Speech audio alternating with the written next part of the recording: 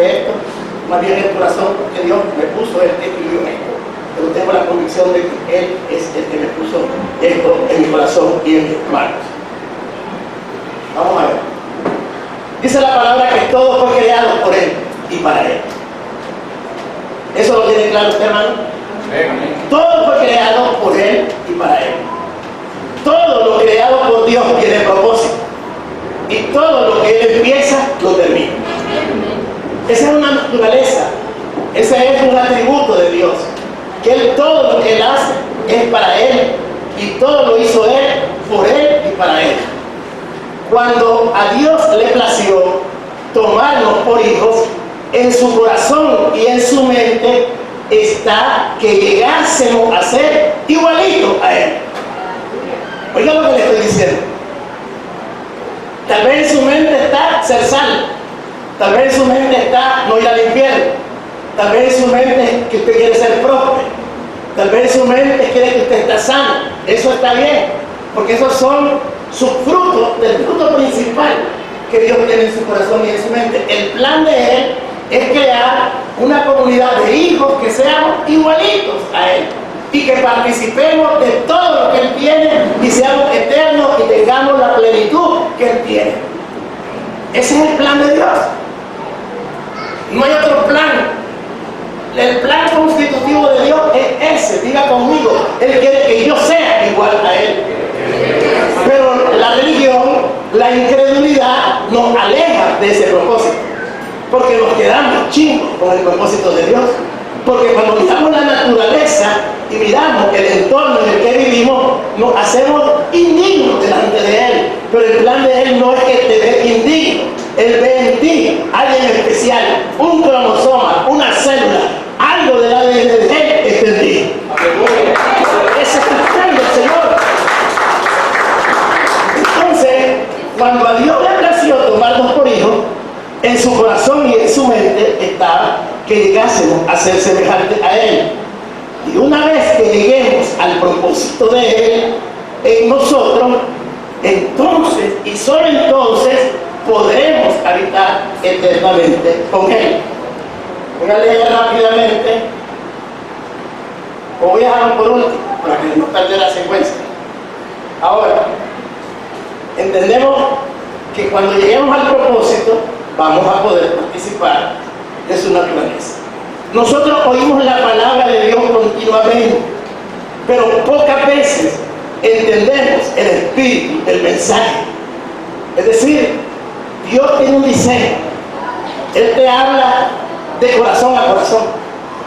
Y muchas veces las palabras no las entendés, aunque el Señor te esté diciendo las cosas, porque no estás atento a escuchar la palabra. Tenés que orar, no te orar, para que entendas. Hay que orar. Padre, enséñame lo que voy a escuchar. Dame sabiduría, dame entendimiento. No permitas que yo sea confundido por vientos de doctrina, y tampoco quiero ser fascinado ni seducido por espíritus humanos que quieran llevarme a una adoración ilegítima contigo. Quiero que me despiertes el espíritu y que mi espíritu absorba lo que es tuyo y solamente lo tuyo, y con eso me basta. Diga eso, porque usted no confíe en su pastor. Deme honra, deme respeto, pero no confíe en mí, confíe en lo que Dios le está diciendo ahorita. Dele palmas al Señor.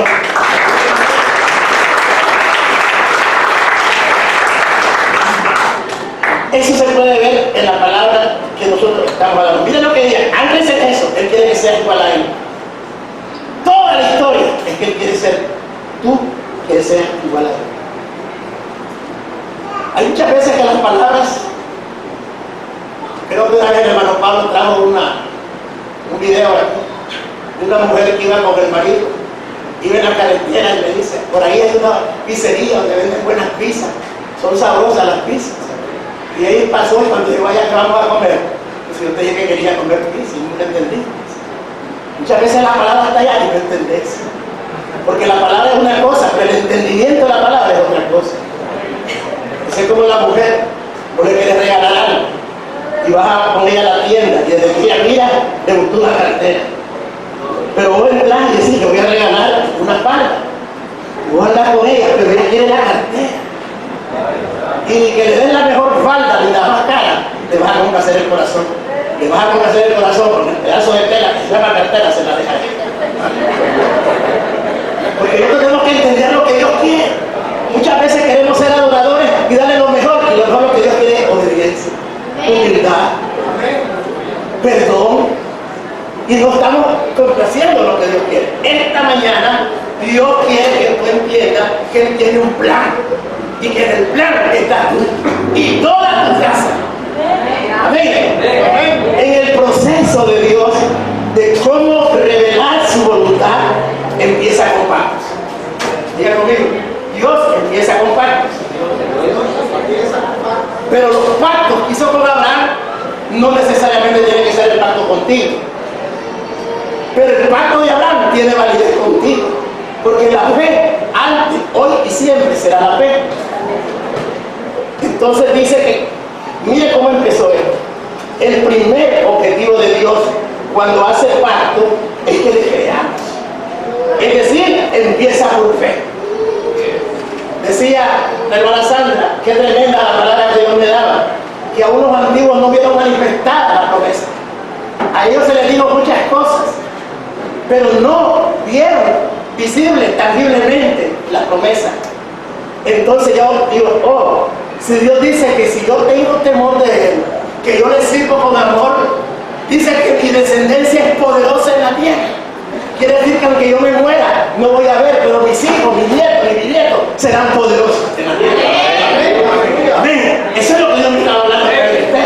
No tengo por qué forzarme porque tengo que ver a mis hijos, a mis nietos. No. Si Él ya me dio la palabra, que mis hijos son poderosos, poderosos serán. Y aunque yo me muera, yo no tengo ningún problema. Porque yo me digo la palabra. Amén. Amén. Pero si ven la incredulidad, ¿cuántos de ustedes se ríen? Si me muero, ¿cómo van a ser mis hijos? ¿Verdad que sí? Hay una lucha. Es que la carne es buena la carne, pero no puede caminar con el espíritu. Ella la verdad quiere, pero es débil. Pero el espíritu quiere y lo hace. Entonces, el primer objetivo de Dios cuando hace pacto es que le creamos, y esto empieza con fe. ¿Qué le pidió el Abraham? Mire, primero, no hablemos ya de Adán y todo, no hablemos de esto, vamos a Adán. Miren el plan de Dios. Quiero que usted le dice el plan de Dios. Dios dice, bueno, empieza mi plan, voy a llamar a Abraham. ¿Quién era Abraham? Primero, era un hombre que no tenía ninguna posición espiritual elevada, era todo lo contrario. Pero me llama la atención cómo procesa él a Abraham. Y dice que los que somos hijos de Abraham tenemos que ser hijos por la promesa. Y yo me voy a lo que dice la Escritura. Y yo me doy cuenta cómo fue que él hizo con Abraham. Primero le pidió que dejara su tierra y su familia. Que dice Génesis 12:1. Voy a que me ayuden los hermanos, pónganse en pie. Cualquiera, Génesis 12:1, léalo con voz de trueno. Ustedes van a hacer el tatachón hoy. Génesis 12:1, rápido hermano. Pero Jehová, con voz de trueno. Sí, un versículo nada más.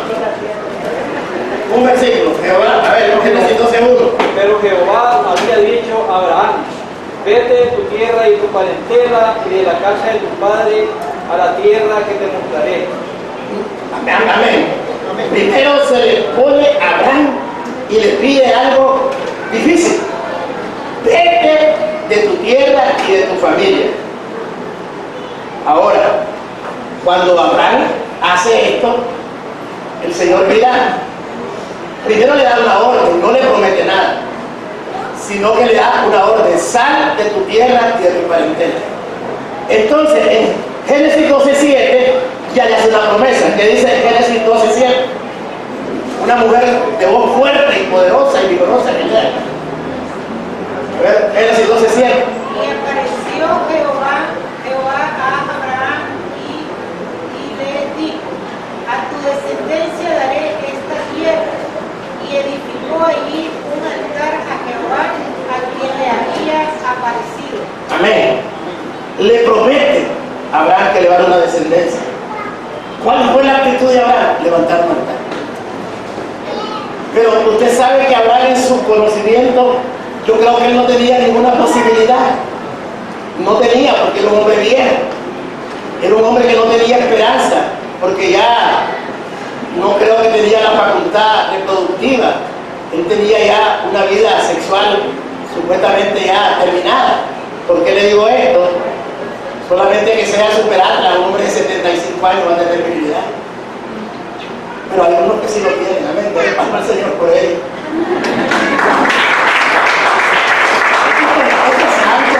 Esto es santo. Esto es santo. Diga conmigo, esto es santo. Estamos hablando de la palabra.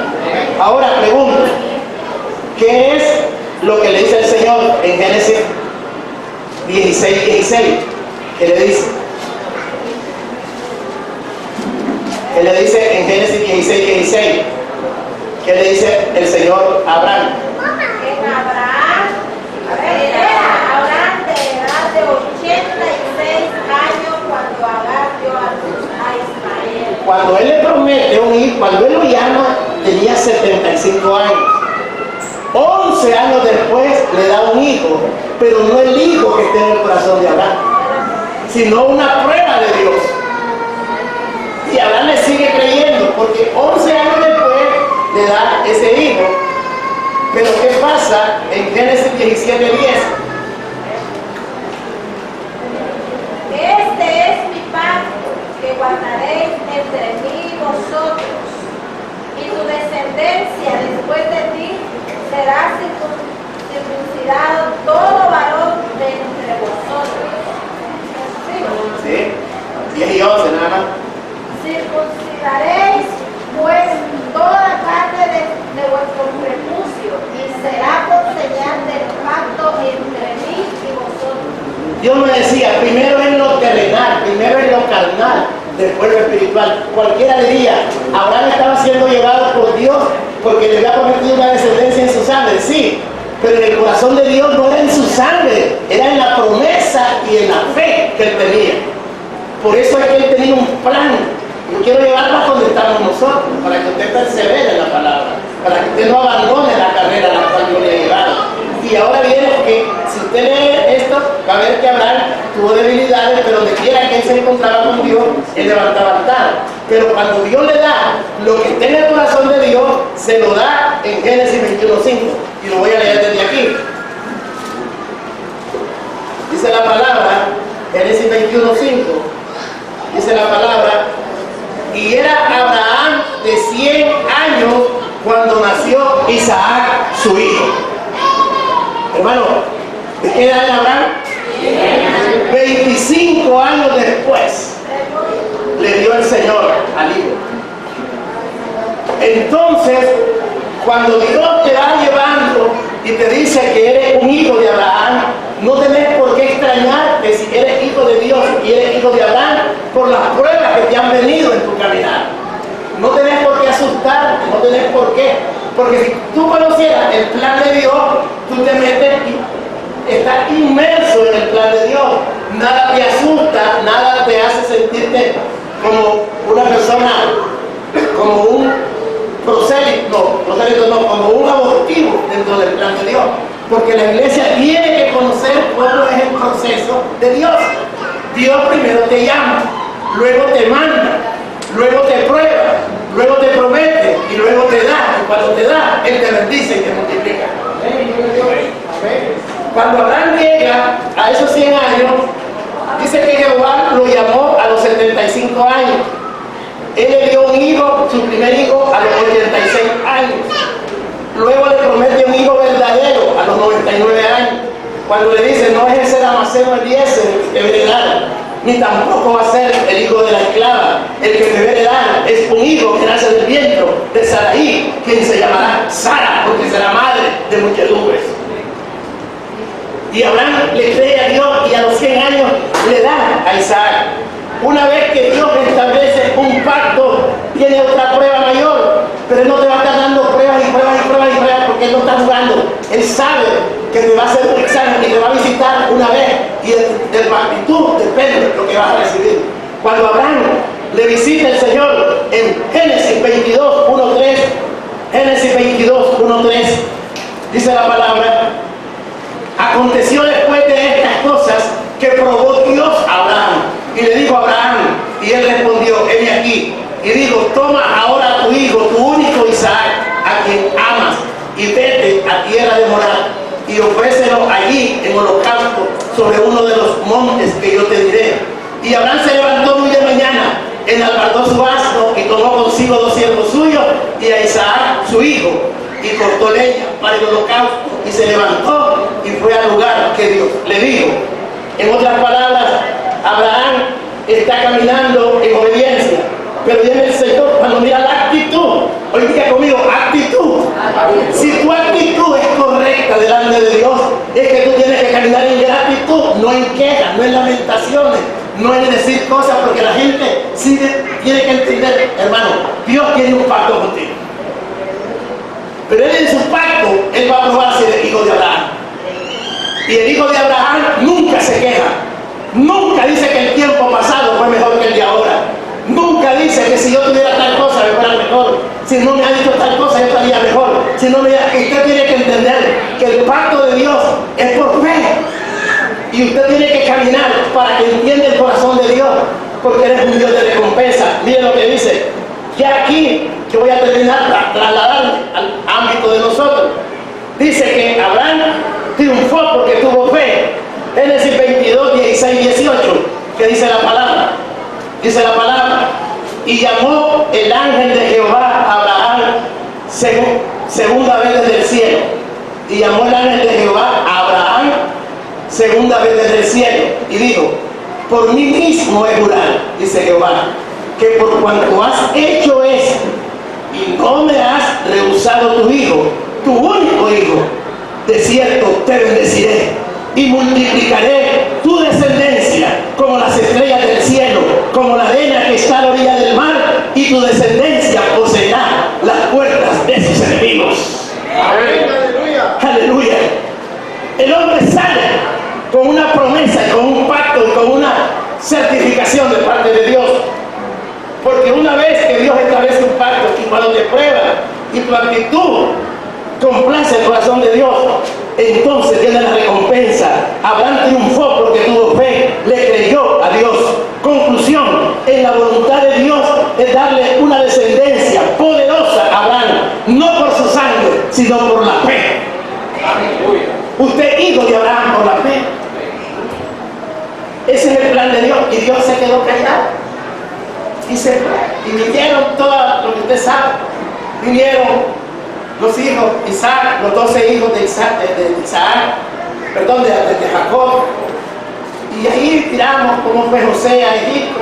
Tuvieron 400. Bueno, usted conoce la historia.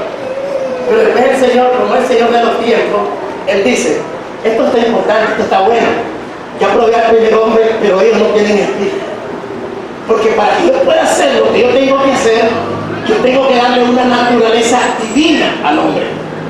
Hermano, escucha lo que estoy hablando, no se distraiga. Esto le va a servir mucho en su fe. Y yo le digo, la gloria es de Dios, porque esto no lo estoy enseñando yo, el Espíritu Santo se lo está enseñando.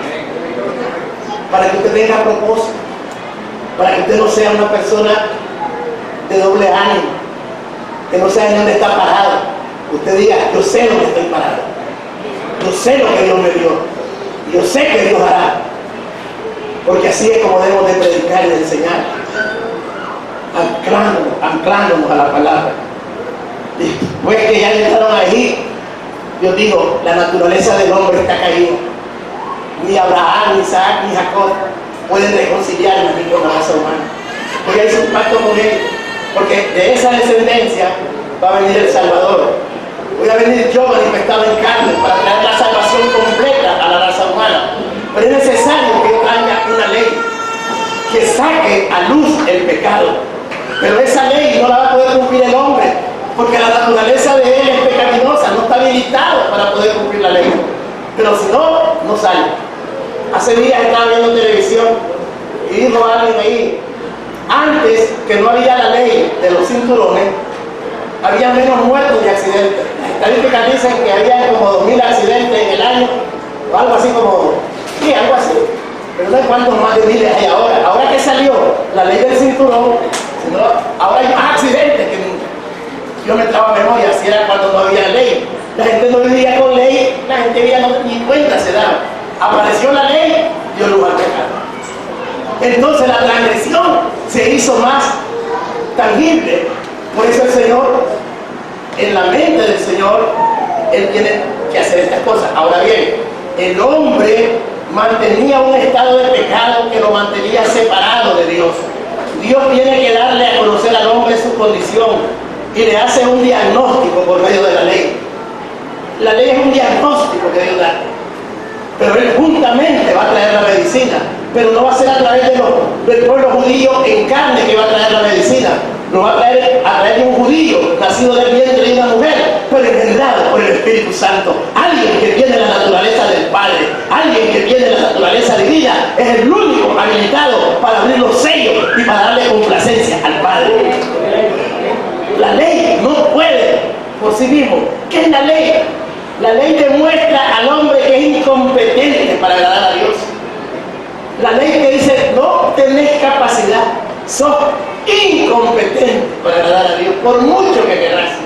Ahí miraste a David siendo como el corazón, pero siendo imperfecto. Miraste a todos, a un Jeremías, todos imperfectos. ¿Qué hace la gracia? Trae reconciliación entre Dios y los hombres. Ese es el plan de Dios, traer a Jesús para que Jesús cumpla toda la ley y para que nosotros no le creamos a Abraham, sino que creamos lo que Abraham hizo. Las obras de Abraham son las que tenemos que hacer.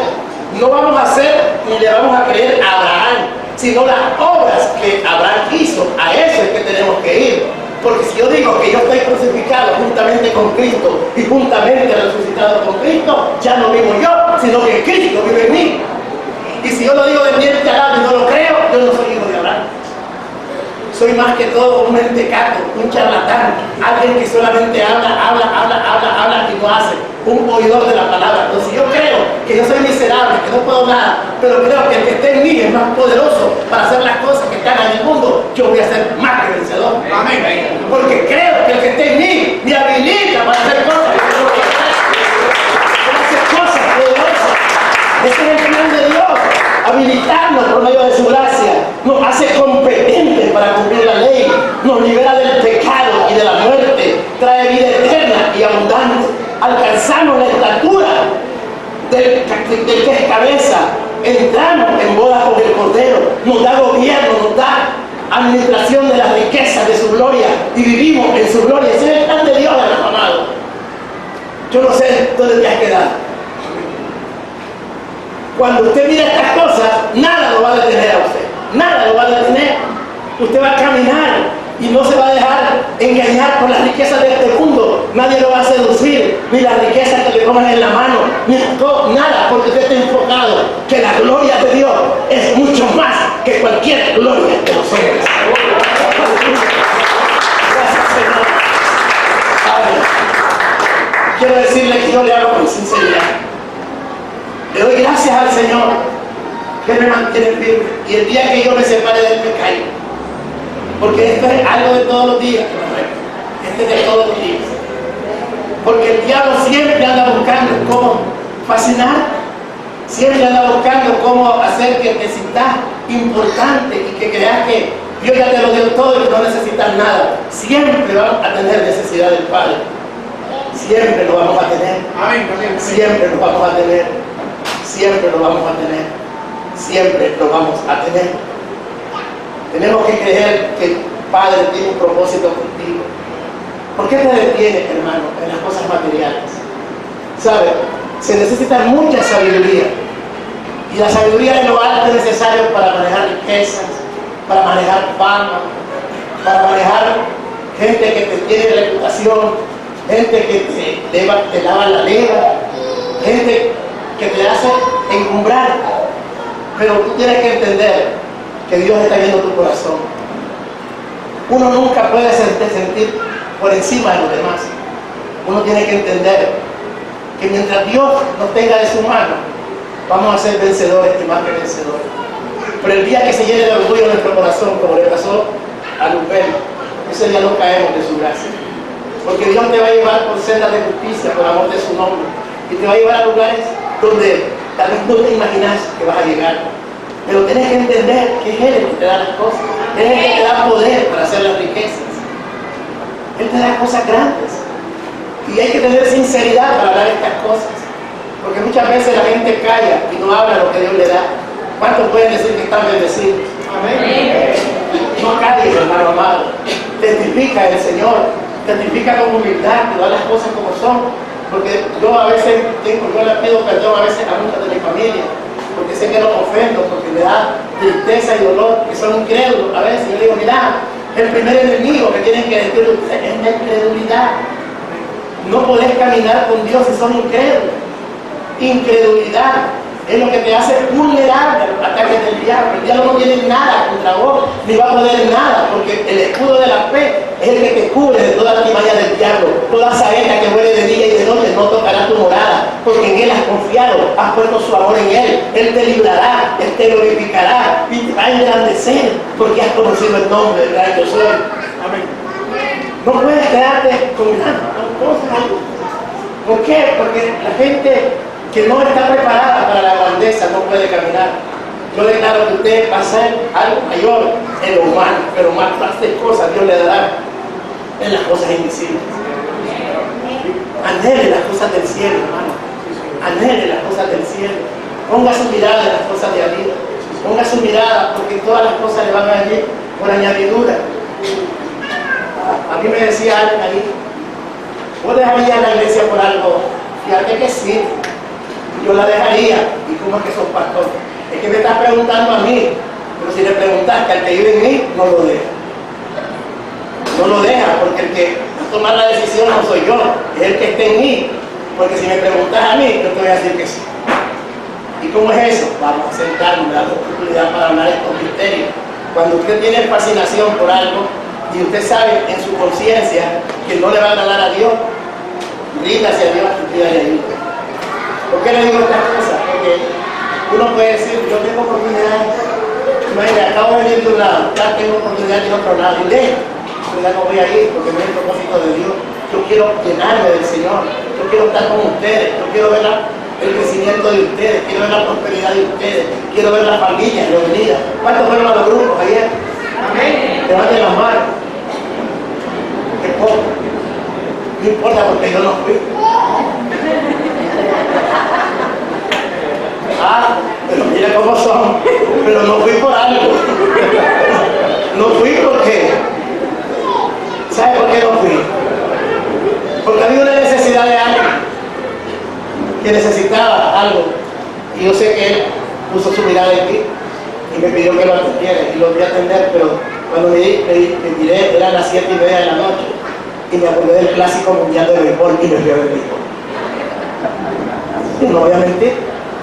Pero en la madrugada me levanté y le dije, Señor, yo no me siento culpable, pero sé que esto no es correcto. Y yo comencé a decir, mire, el plan de Dios con este ministerio es que usted y yo seamos activos dentro de los grupos familiares. Pero ¿cuál es el problema? Que hay una prueba de Dios en nosotros. Es que yo no puedo ir a los grupos porque yo soy el pastor. Yo no puedo ir a los grupos porque yo siempre los pero. Y eso es peligroso, porque hay una recompensa grande para tu vida. Pero de ese pero depende tu bendición. Porque no estás valorando ni estás entendiendo el plan de Dios. Los grupos familiares es un modelo del cielo para este ministerio. No solo para el ministerio, es para la iglesia del Señor, pero específicamente Dios me habla, porque yo nací en los grupos familiares y yo siempre recuerdo por qué los grupos familiares son tan importantes. ¿Cuántos aman ir a los grupos? Y a la con sinceridad. Si no ha podido, quiere al Señor que le dé el querer y el hacer. Quiero que me diga alguien de los que fueron a los grupos, de qué se habló en los grupos ayer. Yo lo tengo porque yo tengo las lecciones. Alguien que se ponga, que no sea ningún ministro, que no sea un anfitrión que se ponga y me diga de qué hablaron ayer. Rápido. Dios no nos ha dado un espíritu de cobardía. A ver. Hablamos sobre la gracia del Señor. Amén. El favor inmerecido. ¿Cómo dice? El favor inmerecido. Empezando por haber llegado a tu casa, hacer un favor inmerecido. Algo que no merecía, Él te lo dio. Algo que no merezco, Él me lo dio. Pero qué importante, ¿verdad? Que ella sabe lo que Dios quiere hacer. Yo le doy gracias al Señor por hermana.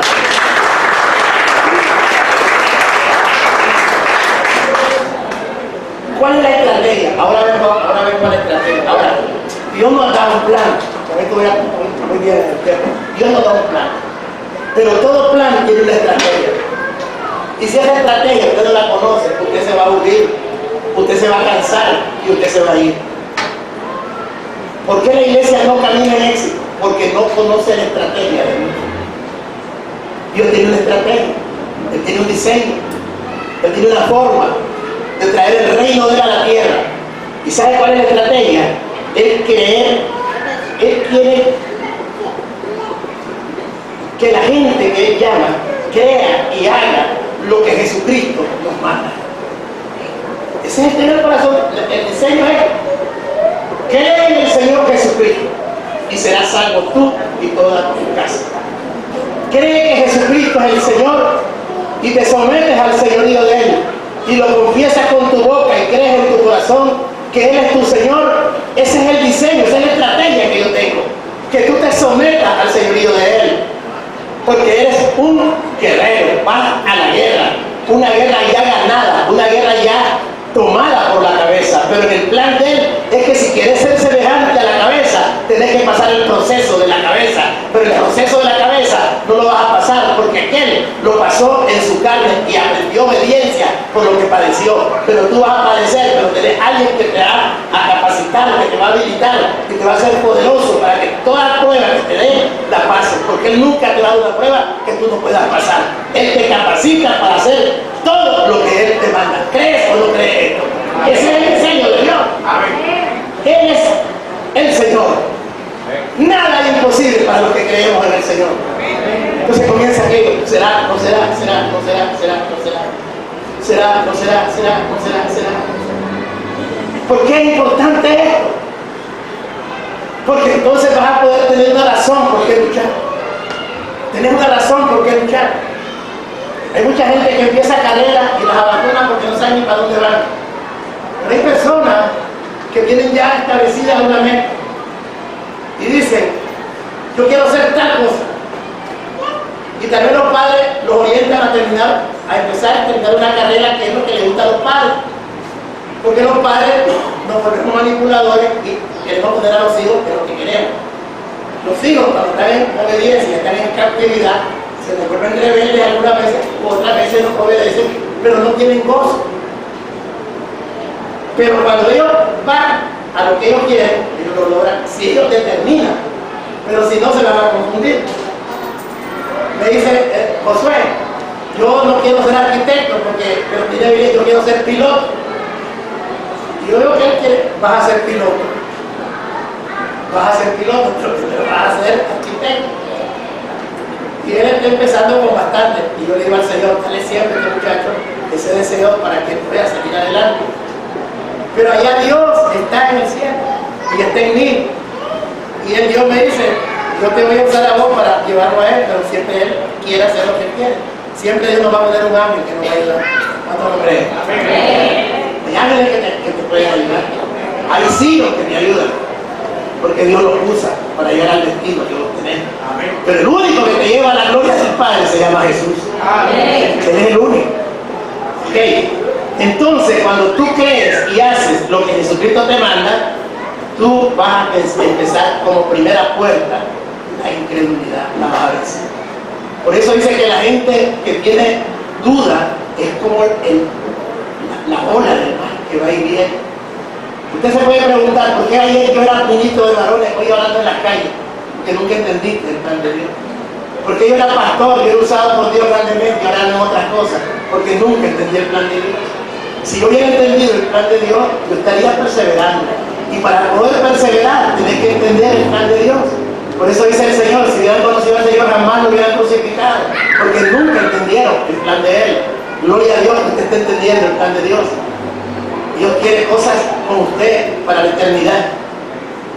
Nos da dones y posicionamientos para establecer su reino. ¿Cuál es el diseño? ¿Cuál es la estrategia de Dios?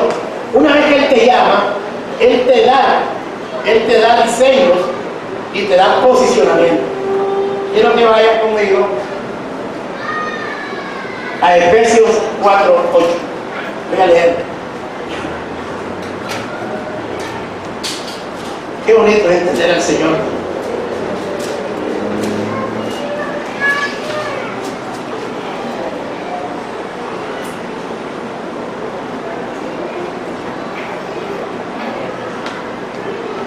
a leer desde el 4:1. Si no tiene Biblia, escúchela. El apóstol Pablo habla acerca de esto, de que Él nos da dones y posicionamiento. Pero antes de eso voy a ir mejor a 1 Corintios 12. Vamos a ir a 1 Corintios 12. Quiero que entienda lo de los dones. Quiero que entienda lo de los ministerios, porque esa es la estrategia de Dios. Dice que Él nos da dones que son herramientas y posicionamiento que son ministerios para establecer su reino. En otras palabras, cuando usted es llamado, a usted se le va a dar dones y posición. Ese es el plan de Dios. El plan de Dios dice así: no quiero, hermanos, que estoy leyendo 1 Corintios 12:1. No quiero, hermanos, que ignoréis acerca de los dones espirituales. Sabéis que cuando erais gentiles se os extraviaba llevándolos como se os llevaba a los ídolos mudos. Por tanto, os hago saber que nadie que hable por el Espíritu de Dios llama a Jesús. Y nadie puede llamar a Jesús Señor sino por el Espíritu Santo. Ahora bien, hay diversidad de dones, pero el Espíritu es el mismo. Eso se llama regalos de Dios, habilitaciones de Dios, herramientas de Dios. Y hay diversidad de ministerios, pero el Señor es el mismo. Eso lo da Jesús, porque como Él es el Rey y el que maneja el gobierno del Padre, Él tiene que tener una estructura orgánica de gente con pensamiento de gobierno. El gobierno de Dios se establece a través de apóstoles, profetas, pastores, maestros, evangelistas. Ese es el posicionamiento que Dios te da. Ese es el plan de Dios. Pero para poder desarrollar la posición que Dios te da, necesitas la habilitación de los dones espirituales. Pero Él no los repartió a todos a una sola persona. Él los repartió a la iglesia como Él quiso. Dice la palabra: ahora bien, hay diversidad de dones, pero el Espíritu es el mismo. Hay diversidad de ministerios, pero el Señor es el mismo. Hay diversidad de operaciones, pero Dios, que hace todas las cosas en todos, es el mismo. Pero a cada uno le es dada la manifestación del Espíritu para provecho, porque esta es dada por el Espíritu, palabras de sabiduría, a otros palabras de ciencia, según el mismo Espíritu, a otros. Ahí va a leer todo. Hay 9 dones espirituales. Esos dones están repartidos. Usted tiene que creer, usted tiene el don de profecía. Yo creo que toda la iglesia la tiene. Toda la iglesia está habilitada para profetizar. No para ejercer el ministerio profético, sino porque tiene el don de profecía. ¿Cuál es el don de profecía? Hay gente que opera hay gente que camina y de repente siente algo y te dice algo. Dice el Señor esto. Pero el problema es que ese don es peligroso porque mucha gente lo manipula. Pero para eso Dios dio el don de discernimiento de espíritu. Ese don lo tiene que pedir mucho en la iglesia. Porque tiene que saber qué espíritu es el que te ama. Yo por respeto, y se lo digo aquí, no les digo, aquí hay un montón de gente que me ha tirado chamaca. Y yo los respeto y no les digo nada, porque los amo. Pero oro por ellos. Porque a mí no me vayan a tirar, dice el Señor, oigan, el Señor tiene una palabra para mí, yo no voy a decir eso. Yo no vendo hot dogs ni palomitas, yo vendo aquí la palabra, yo la vendo, la regalo. Pero esos dones son necesarios. Por eso yo le digo, ore para que lo que yo hable, lo del Espíritu lo decida. No tiene usted por qué ser llevado por todo viento. Esas son las habilitaciones del Espíritu. Pero eso lo necesitas para la posición que Dios te ha dado. Si yo soy un pastor en este lugar, esa es una posición que Dios me ha dado. Necesito la habilitación de los dones del Espíritu para poder ejercer mi posición. Y si yo estoy enterado que Dios empezó algo en mí y lo va a perfeccionar hasta el final, yo tengo que perseverar. Porque yo te digo, claro, el propósito de Dios conmigo. Pero si yo no estoy definido quién soy dentro del cuerpo de Cristo, mañana voy a estar vendiendo pintura en una tienda de sulfuro. No sé si me está entendiendo. Por eso es que tenemos que entender que no es para los simples. La posición ministerial es más delicada que los dones espirituales, porque los dones espirituales son regalos de Dios, pero la posición que Dios te da son responsabilidades del reino. Son responsabilidades. Si eres un profeta, tienes que vivir en una intimidad, con un ministerio profético, vivir en la intimidad del Señor. para decir: el que habita bajo el abrigo del Altísimo mora bajo la sombra del Omnipotente. Oh Señor, te diré: esperanza mía, castillo mío, mi Dios, en quien confiaré. Tú me librarás del lazo del cazador, de la peste destructora. Tú me librarás de toda cosa mala. Activarás ángel alrededor de mí para que mi pie no tropece. El Señor, oye, esa comunión que tenés en intimidad, vas a oír la voz de Dios que te va a decir: por cuanto tu amor lo va a cumplir, yo te voy a glorificar. Te pondré en alto porque has conocido mi nombre. Ese es el verdadero ministerio profético. El hombre y la mujer que viven en comunión con Dios, que lo viven adorando, que no se quejan de nada, que lo adoran en todo tiempo, con trabajo, sin trabajo, con dinero, sin dinero, en posición, en alquiler. Esos son los ministros. Aleluya. Por eso tiene que ser probado. Yo te digo una cosa: yo estoy ahí con Dios, pero no he alcanzado todo. Muchos de ustedes no me creen. Ayer en Sadelmo, ahí yo lloré, Manuel. Lloré como un bebé. Cuando a mí me asaliaban y me decían: ¿tus amigos dónde están? Desempleados, sin dinero, engalanados, totalmente en la calle. Y no tenía esperanza. ¿Qué hice yo? No es que sea algo negativo, ir a vender agua helada, pero eso es lo que yo decía: bueno, aunque sea eso voy a hacer, pero yo voy a vivir de mi sudor. Pero yo me miré con un montón de títulos colgados, sin empleo, nadie me volvía a ver, la deuda, los embargos, perdí cosas, todo. Y ahora dicen: el pastor va aquí, va allá, y que hay a muchos lados, pero yo sé por dónde pasar. Y sé lo que es que me den. Yo le digo a un hermano: lo más que te pueden dar es humillación. Y yo digo: no lo he alcanzado todo, pero yo sé que Dios me ha ayudado. Yo no me voy a perder. Ahorita digo yo: Señor, gracias. Alguien me dijo: ayúdame para que pongamos esta empresa, porque no, yo te puedo ayudar con consejos, pero yo no puedo dejar lo que Dios me ha dado. Yo tengo que estar donde estoy, te puedo dar consejos, te puedo dar ayuda, pero no me metas en planilla, no me metas en nada. Yo te puedo ayudar, no estoy para eso. Yo ya pasé eso, yo ya lo tuve, y te agradezco y te bendigo, porque fuiste alguien especial que Dios dio comida a mi boca a través de vos. Pero esta vez yo no, yo estoy en otro lugar y yo voy a tener ya que dormir, y voy a dormir cumpliendo el propósito que Dios me ha dado. Un ministerio profético, hay gente que le encanta y dice: no, los ministros profetas no andan en Cadillac, no andan en Mercedes-Benz. Sí pueden andar en Mercedes-Benz por circunstancias, pero su nivel de vida, su hábito de vida, no son los BM, no son los Mercedes-Benz, no son las casas. Andan ahí porque ellos se las dan, pero no es el corazón de ellos que está ahí. El corazón de los verdaderos profetas está donde está el dolor, donde está la necesidad, donde está el dolor de Dios. Aquella gente que ese es el verdadero ministro. Pero ese es el propósito de Dios, posicionarlo.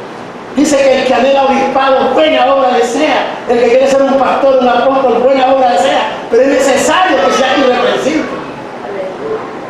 Es necesario que nadie hable de ti.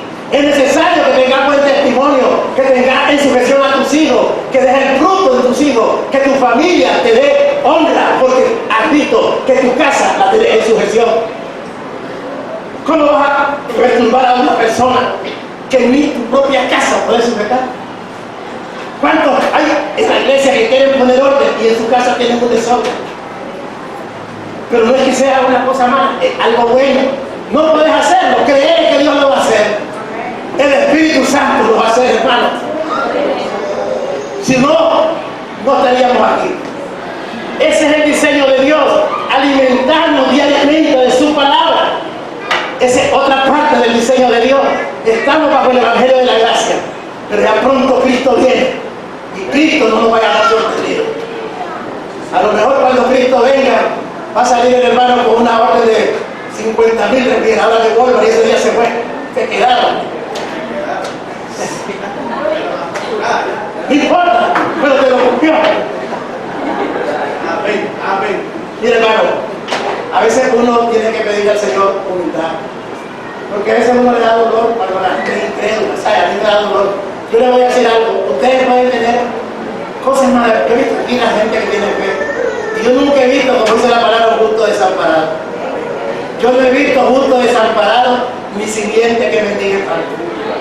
Pero aquellos que son quejosos, que nunca están tranquilos, que nunca están agradecidos, que siempre se quejan de todo. Entonces, ¿cómo van a agradar a Dios? Dios se equivocó en el lugar que te dio. ¿Sabes que es un pecado grande? Dice la Biblia que el que sabe hacer el bien y no lo hace, le es tomado por pecado. Y hacer el bien y ser agradecido.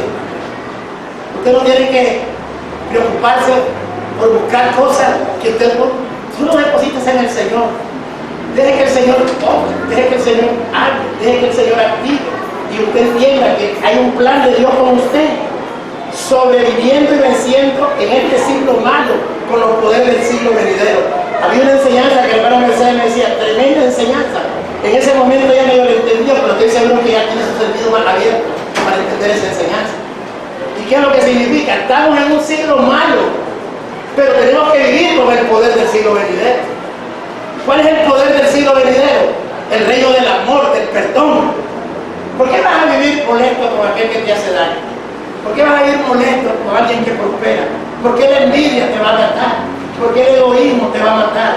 Porque esos no son valores del siglo venidero, esos son valores del siglo malo. Luego tenés que creer que Dios tiene una recompensa para ti y que no es en vano el trabajo que haces en el Señor. Pero por un lado nosotros hablamos del Señor, pero con otras cosas hacemos cosas que no son del Señor. Hay gente que habla y pide consejos del Señor, y cuando están, ya toman decisiones. Eso no es el plan de Dios, hermano amado. Yo he aprendido a tener tolerancia cuando la gente me pide consejos. Hermano, quiero tal cosa, y cuando miran ya decidieron las cosas. Y ya yo me molestaba, gloria a Dios, me siento y me digo, gracias Padre, está formando carácter en mí. No, porque si no es fácil. Hay gente que te dice, mire, yo quiero que me dé una cosa, que el Señor así. Dígame, Padre, ¿qué es lo que tengo que hacer? Bueno, que ese Padre. Bueno, vamos a hacer esto. Ya me voy, ya me pido al Señor. Cuando ya vengo, pues, con una respuesta. Ya tomé la decisión, ya lo hice. Y yo digo, bueno, también Dios me prueba. Tiene que probar mi humildad y mansedumbre, porque tampoco yo puedo pensar que por lo que yo haga, yo le voy a dar a ellos. También yo les voy a dar a ellos directamente. Pero tenemos que entender que el diseño de Dios es formar carácter para que lleguemos a esa estatura, alimentarnos diariamente con su palabra, sobreviviendo y venciendo en este siglo malo, viviendo en una comunión personal con Dios. ¿Para qué? Participando en la asamblea de Dios. Mire, hermano amado, esa palabra me la dio Dios. Es que Él encanta estar en asamblea con su pueblo. ¿Y sabe cuál es la asamblea de Dios? La comunión con Dios. Estar en los secretos con Dios y ver que hay ángeles que te rodean, que acampan alrededor de vos y que te están cuidando y te están guardando y estás orando y estás diciendo a tus ángeles mandaré cerca de ti para que te guarden en todos tus caminos, para que tus pies no tropiecen en piedra. Padre, yo estoy en tu asamblea, porque no estoy solo yo y usted, están los ángeles que están rodeándome y están guardándome. Y usted me está confirmando que esos ángeles están activados a favor de mi propósito. Sí, Señor. Amén. Pero no tengo egoísmo, porque el propósito no solo es mío, sino el propósito de las ovejas que he tratado a pastorear. Porque hay necesidad. Padre, mi bolsillo puede estar lleno, pero mi corazón está dolido cuando veo la incredulidad, que no te ama, no te cree, te adora cuando todo le favorece. Pero cuando vienen las pruebas, no se dan cuenta que están a las puertas de un rompimiento de prosperidad inconmensurable. He visto la mano de Dios en mi vida en esa manera, hermano amado. Amén. He visto la mano de Dios. He visto la mano de Dios. Pero quiero decirte en esta mañana de que no permitas que el enemigo te haya ruido por medio de tu incredulidad. ¿Sabes? Cuando tú miras el libro de Nehemías y miras que dice que cuando Nehemías llegó a Jerusalén y miró las puertas quemadas, que estaban asoladas, los muros derruidos, así me mostraba Dios en la vida del cristiano. Cuando el cristiano es incrédulo, así están sus murallas y sus puertas derruidas. El enemigo entra y hace pedazos tu vida y tu casa. Porque teniendo al que te dio la vida, teniendo al que te dio la promesa, teniendo al que te da la ala de su espíritu, estás vivo mentiroso. Él es un Dios de amor. Él es un Dios de amor. Él quiere levantarte. Él quiere liberar tu vida.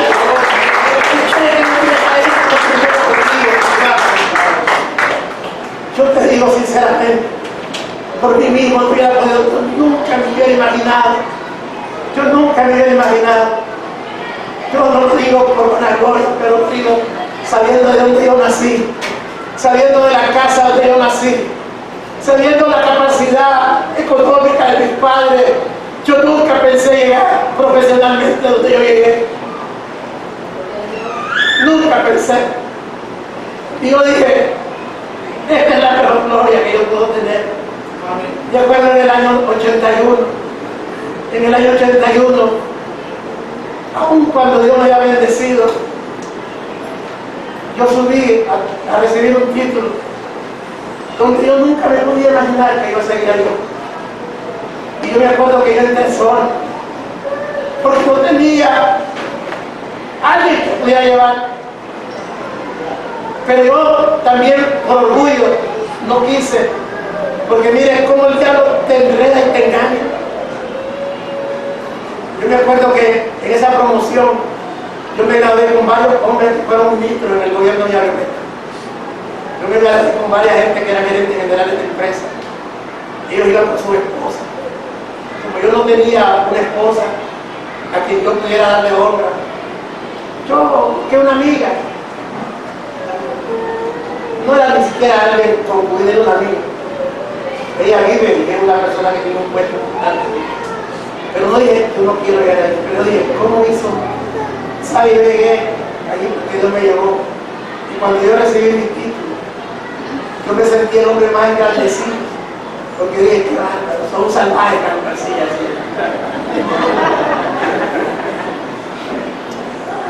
Eso para mí, yo no sabía el plan que Dios tenía para mi iglesia. En los años 90, yo me acuerdo cuando aquí en Nicaragua, en el gobierno anterior, los ministros andaban en nada. Yo me acuerdo que mi camioneta que yo tenía una fortuna, una Forerunner del año. Y yo me creía que yo era el mejor empleado de todo Nicaragua. Para mí no había alguien que tuviera un puesto mejor que el mío. Y ahí andaba confundido. Hasta que un día me encontré con el que yo soy. Un día en un grupo familiar, una muchacha humilde, sencilla, zapatos celestes, vestido rosado y con falda amarilla. Sí, habló del Señor y dijo, ¿quién quiere recibir al Señor esta noche? ¿Quién quiere recibir al Señor esta noche? Yo quedé viendo, no quiero, me voy. Porque venía del centro del pecado, pero de repente ella siguió hablando y de repente me miré ahí delante de ella. Ese día doña Gloria como que se sacó la lotería. Pero no fue fácil, porque yo empecé a caminar en más pecado todavía. Pero un día yo tocó mi corazón y yo dije, ya no más. Entrego mi corazón al Señor. Si esta mañana hay alguien que quiere entregar el corazón a Cristo, yo te digo, no hay cosa más hermosa ni más grande que entregar el corazón a Jesús. Te lo digo con autoridad. Si hay algo más hermoso y más grande, es entregarle el corazón a Jesús. No hay ningún regalo más precioso, no hay regalo más hermoso que entregarle la vida a Jesús. Porque en Él no hay variación alguna. Él es el Padre de las luces, Él es el Padre de los espíritus. Él tiene la vida y nos ha dado la vida por motivo. No pienses que tener un título, una empresa, tener prosperidad es malo, claro, pero eso no te debe de hacer cambiar tu visión. Tu visión tiene que estar puesta en las cosas de arriba. Tu visión tiene que estar puesta en las cosas de arriba. Pero eso no es fácil, no puedo exigirte que camines o hagas una metamorfosis ya. No, hay un proceso. Hay un proceso de Dios. Hay un proceso de Dios. A usted, Señor. Yo me he dado un corazón de padre, ¿sabes? ¿Por qué me he dado un corazón de padre? Porque yo sé que tengo un corazón de padre y lo voy a justificar. Fui a hablar con Juan José, se acaba de ir. Y ese muchacho a mí me da tristeza. Yo lo haré que esté bendecido al lado mío. Súper bendecido económicamente ese muchacho. Él es fiel conmigo, pero es infiel con Dios. Y ahorita me molesta porque ya se fue. Ore por mí para que no lo despida. No, en realidad es que me inquieta. Porque a mí me arde cuando la gente es infiel con Dios. Pero no puedo tampoco juzgar ni puedo maldecir porque no tengo que eso. Pero gracias a Dios que hay un remanente que son ustedes que aman a Dios y que aman a mí. Levante las manos y ahora su mano. Gracias. No tengo nada que darte, pero el que me puso aquí sí tiene que darte muchas cosas. Yo declaro y profetizo sobre tu vida que tú tienes salud, que no te va a seguir asaltando la enfermedad ni la plaga va a tocar tu morada. Porque si hay algo que yo creo que es que al que yo le sirvo nunca me da sonidos inciertos, siempre me da sonidos ciertos para dártelos a ti. Hoy declaro en el nombre de Jesús que tú eres alguien importante, muy importante en el corazón de Dios, y que tú no eres de los que vuelven atrás. Yo declaro en el nombre de Jesús que Dios me da capacidad para poder perdonar, para poder amar, para poder soportar la diferencia, porque no podemos hacer juicio de los demás. Padre, perdóname por la palabra que acabo de decir a Juan José. No sé, Padre, perdóname, sinceramente te pido perdón, pero hay un celo en mí, Señor, porque sí que tú eres un Dios bueno. ¿Cómo no voy a estar yo agradecido por la sanidad que le diste a Ivania? ¿Cómo no voy a estar por la hermana Sandra, que ya no está con nosotros? Sanaste de cáncer, de enfermedades terminales. ¿Cómo no voy a estar agradecido por la sanidad de Flor? ¿Cómo no voy a estar agradecido porque le has proveído salud, le has proveído comida, le has proveído fortaleza a tus hijos que estamos en este lugar? Señor, yo declaro en esta mañana, Señor, que todos entendemos el diseño y el plan tuyo, que tenemos entendido que tú quieres que seamos igual a ti, Señor. Suba la alabanza. Quiero leerte lo que te iba a leer al principio. Siempre leo esta palabra para que la palabra quede en tu corazón. Jesús, cuando estaba orando por sus discípulos, Él revela lo que está en el corazón de Él. Y Jesús dice allá en Juan 17, 14, cuando Él ya está por entregar la obra al Padre. Quiero que usted escuche esto que Jesús habla, porque esta palabra es para usted, para mí, Señor amado. Esta palabra es para usted, hermano amado. Dice que Jesús, cuando subió a orar por sus discípulos, Él le dijo al Padre estas palabras: yo les he dado tu palabra y el mundo lo aborreció, porque no son del mundo, como tampoco yo soy del mundo. El Señor sabe que nosotros somos aborrecidos, hermano. Cuando tú conoces a Cristo, vas a sentir una atmósfera de rechazo en tu trabajo. Cuando tú conoces a Cristo, vas a sentir una atmósfera de rechazo. Se van a burlar de ti, te van a menospreciar, van a hacer mofa de ti. Pero el Señor sabe lo que te va a acontecer. Y Él dice: Padre, así como me han aborrecido a mí, también a ellos los van a aborrecer, porque ellos no son del mundo, como tampoco yo soy del mundo. No ruego que nos quiten del mundo, sino que nos guarden del mal.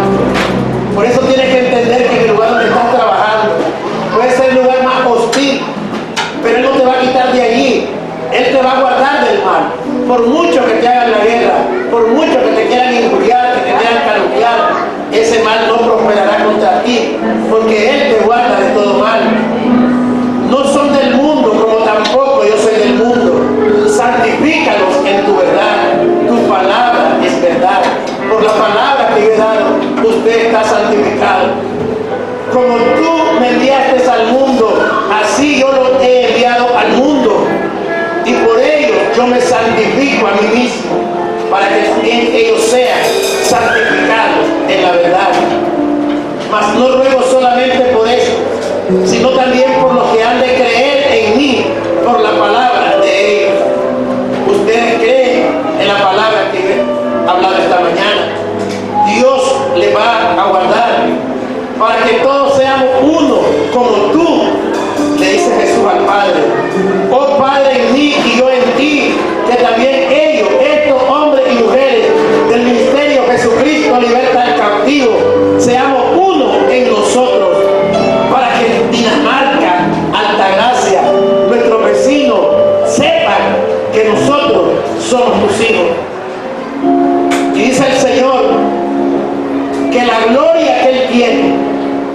Él nos las ha dado para que seamos uno, así como el Padre y el Hijo son uno, también nosotros seamos uno.